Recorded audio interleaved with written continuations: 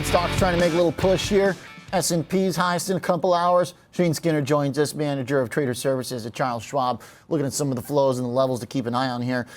So Shane, yesterday for S&Ps, we were talking about that 5,500 that had basically kind of pinned Thursday's action and a decent amount of Wednesday's second half. We broke that obviously here today. So what happens now that we're down here? That's a great question. It looks like we're catching a little bit of a bounce here going into power hour. The 25-30 level seems like it might provide some decent support.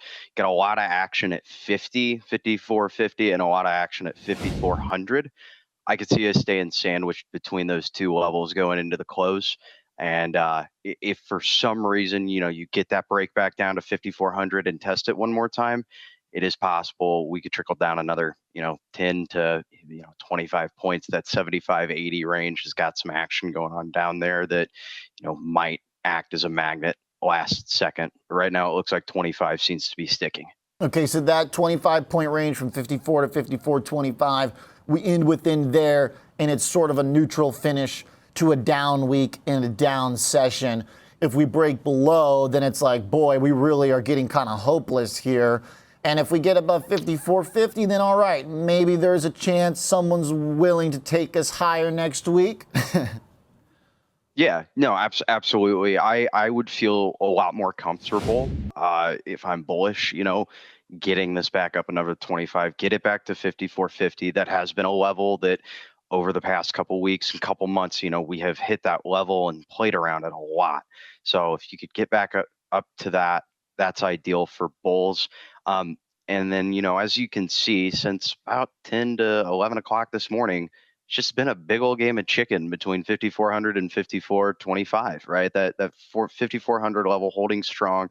It is the largest net notional gamma level and largest amount of negative gamma at that price. Sometimes those are really hard to break. If there's not enough action and juice and, puts being bought down below 5,400, and that just seems to be where everybody keeps buying, that might be the level that just never breaks because market makers have to hedge off that every time we get down to it.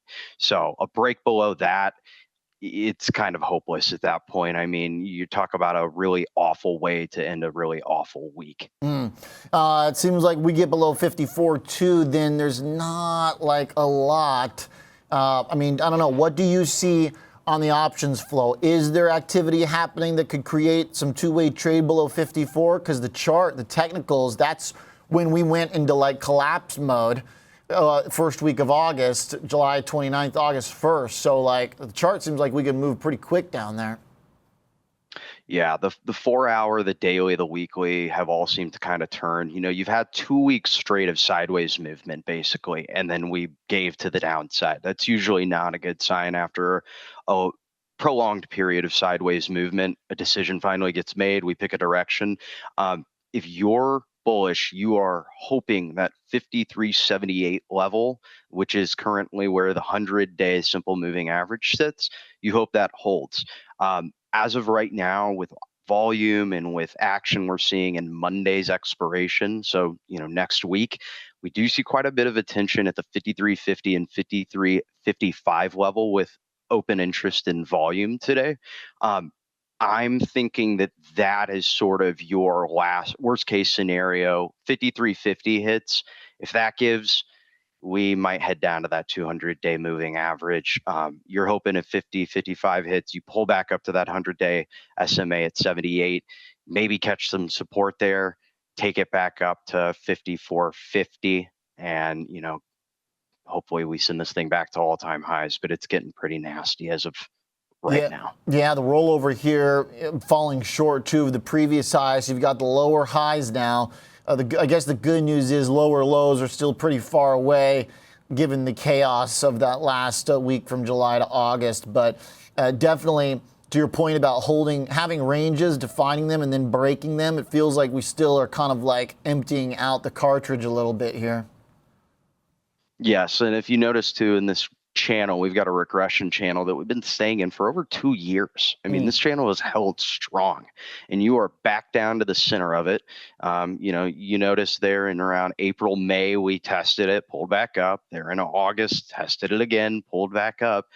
This is a couple too many times in a short amount of period, in my opinion, to be testing that over and over again. I would stay frosty if I were, a trader or an investor right now, and just really pay attention to the next week or two. This very crucial level we're at for the market as a whole. Yeah, all right. Definitely. We got to hold on here. We lost a lot along the way, and it seems like generally the pressure is on. So I think that's pretty good analysis. I know you got one last thought here. Hit me.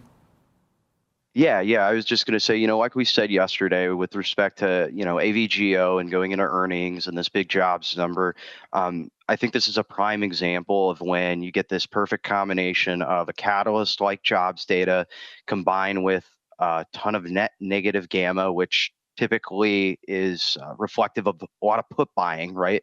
So you've got a lot of people out there in the market right now buying puts. And what happens is, if no one else is willing to come into this market and buy calls and take the other side, right, or buy up the underlying, if all everyone seems to really be doing is buying puts, then market's probably going to go lower, because that's sort of the feedback loop we get caught in with market makers hedging downward, to hedge those deltas that they're long when they sell those puts. Nobody else takes any other side of the market. So it's a situation where if everybody stays one-sided here, this could get nasty. Okay. All right. Thanks, Shane. Appreciate that.